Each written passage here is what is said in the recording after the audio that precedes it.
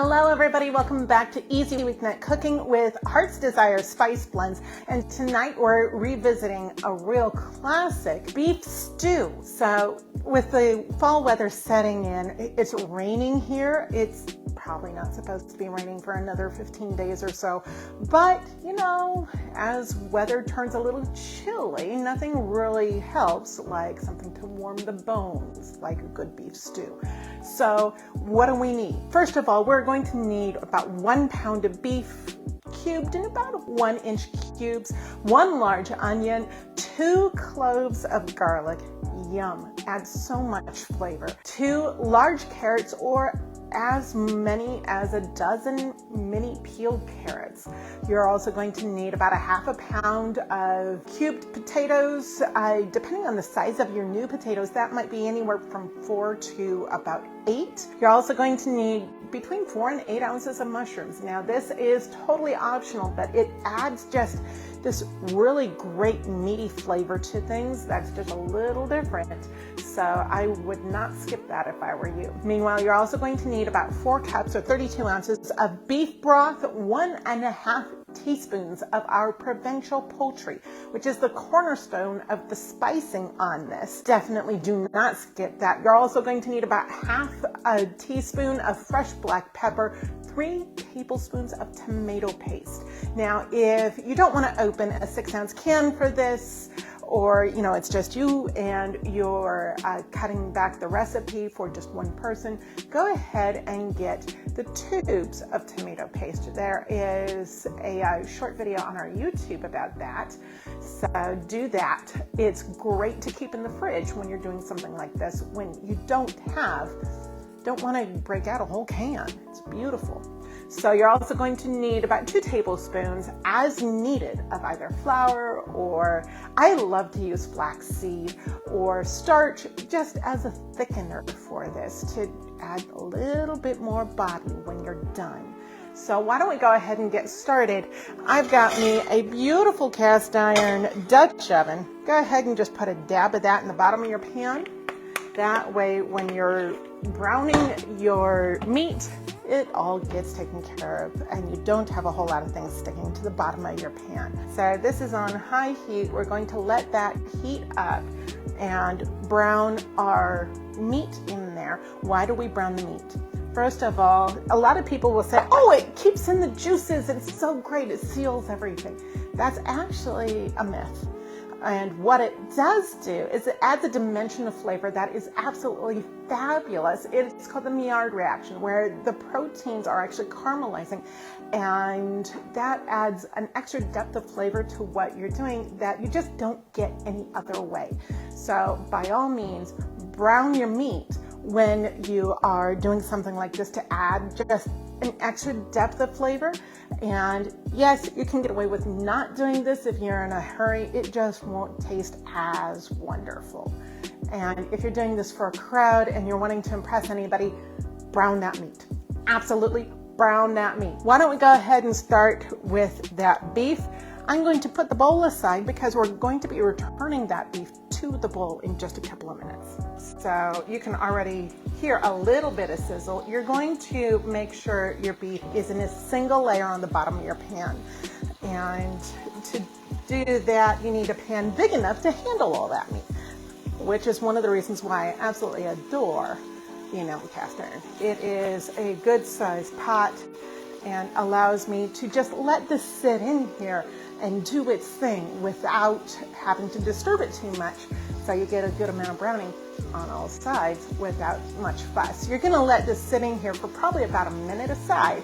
And tonight I'm going to take a couple of shortcuts. I'm only gonna brown a little bit for the sake of time because we are absolutely live. So one thing you will notice about various stoves, oftentimes with a stove like this, the burners will heat in ways that are a little odd.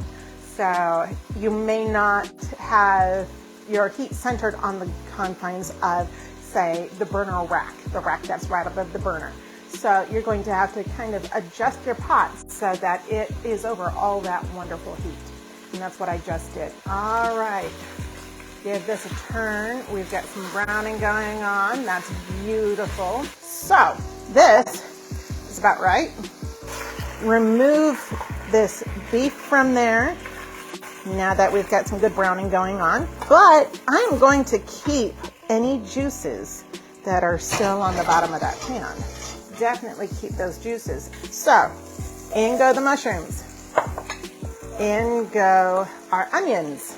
Give this a quick stir. Coat them with whatever fat is left on the bottom. And while that's doing that thing, I'm gonna grab my garlic press. The best garlic presses are the ones that will press garlic through their peels. Absolutely adore a garlic press that can do that. And this one's so neat. It's got something on the back of it that actually pushes the paper out. It's really nice. Alrighty. Give this another quick stir. And we are developing a nice bit of color on the bottom of the pan. Bit of color in the kitchen too. Okay, that's coming along nicely. And so is this. I see some really nice browning mushrooms here. The bottom of the pan is looking fabulous. Oh my gosh. Would you look at that? Those mushrooms are getting golden brown, and it is time to add a little bit more to this. What am I gonna add? Some of that tomato paste. Why in the world am I adding the tomato paste at this stage? By the way, definitely turn down the heat for this one. You don't want that tomato paste to burn, and it burns quickly. So what we're doing is we're adding the tomato paste to this to brown it just a little bit. We're going to be caramelizing some of those sugars, creating a little bit more fond on the bottom of the pan, and keeping that tomato paste from having a raw taste to it. So we develop the flavors in the tomatoes themselves so that the rest of it just stays extra yummy. So keep that moving, and once it just starts to darken, that's when we're going to be adding about 1 cup of our beef broth. There's that right there. I'm pulling that over just in case, because sometimes this happens really quick, but since I reduced my heat, it's not happening as quick as it could, which is excellent. Okay, we've got a darkening bottom of the pan, which is awesome. Definitely want that. Alrighty, this is looking beautiful. That tomato paste is darkening just a little bit, and it is time to get that wonderful fond up off the bottom of the pan, which is why you need that 1 cup of your beef broth. So you're gonna let it just kind of sit there for just a second after you stir it. It's going to get thick because of that tomato paste. Tomato paste is basically dehydrated tomatoes or dehydrated tomato sauce. So it will absorb an awful lot of water. It's actually a really natural thickener. So if you want to add a little extra oomph to your dishes and add that tomato flavor, do so. Use a little extra tomato paste. So I have gotten just about everything up off the bottom of the pan, which is beautiful. You do want to get everything off the bottom of the pan, or else it just sticks there and burns. So you don't want it burning. And now I'm going to add back in that beef. And everything else, including your carrots. Now, carrots are going to add a natural sweetness to this that everybody really looks for in their beef stew. You can keep them or omit them as necessary, and keep or omit the potatoes, though I find that it is just classic to have both of those in there. Black pepper. Provincial Poultry. A lot of people go, okay, what's with the poultry seasoning, Natalie? It's not supposed to go on beef. Provincial Poultry is a beautiful blend that is fine enough to be used on chicken, but robust enough to be used here. It's taken off of a very French blend. It's kind of like a best mix of poultry and Italian, really. So I love to use it in this. It adds all the feels. So I'm going to scrape the sides and get all the rest of the stuff that came up and splashed onto the sides into this gorgeous stock. This is a beautiful red brown. And now we can put the lid on. We're going to let this do its thing for about half an hour. Meanwhile, I've got some over here that is almost done. And the next thing we're going to be needing to do, after this has been in here for about half an hour or until the beef is really good and tender, you're going to add enough of your thickener to just make it a beautiful, beautiful broth. After that, you are ready to serve. So give me just one moment and I will bring over the rest of the stew. That, my darlings, is really beautiful. It is really quite fabulous. So I'm going to bring it over here and I'm going to add up to 2 tablespoons of my thickener as needed. It is kind of watery right now. Now, sometimes you'll sprinkle it over the top like that, but oftentimes that can lead to lumps, which are not really happy making. You can get away with that with flax much better than you can with flour. So, to be on the safe side, generally what a person does, I'm going to grab one of my little bowls, gonna add another spoonful or 2 of my flaxseed to the smaller bowl. And then I'm going to ladle some of my liquid into that bowl. And I'm going to give it a quick stir, making sure that I don't get any lumps. And your flaxseed will become a really gelatinous kind of look to it. Probably a little bit more versed with using something like starch or flour or something like that. Sometimes it's a lot of fun to use something else, especially if you're a diabetic. And if you're a diabetic, you're probably not going to be putting the potatoes in, but flaxseed is really kind of fun.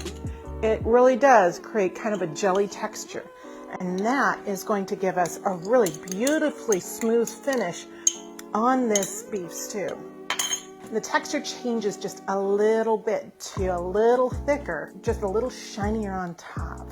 So beautiful. That's what we look for in a good super stew, right? A little bit more shiny on top. I'm gonna dish some of this up because it is so wonderful looking. Absolutely gorgeous. Ooh, come here. Would you look at that? Oh, and that beef, sweetness. So yummy. So what do you say we give it a quick taste? Bon appetit. Ooh, yeah. It's meaty, it's brothy, it's got a good amount of body to it.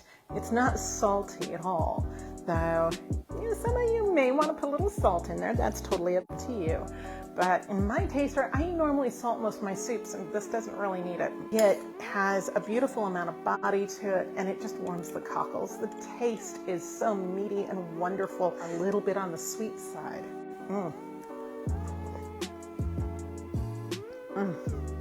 What a classic. So from our house to yours, that is a beautiful beef stew made just for this kind of year when the skies are a little gray and it's a little chilly outside. We're missing our summer.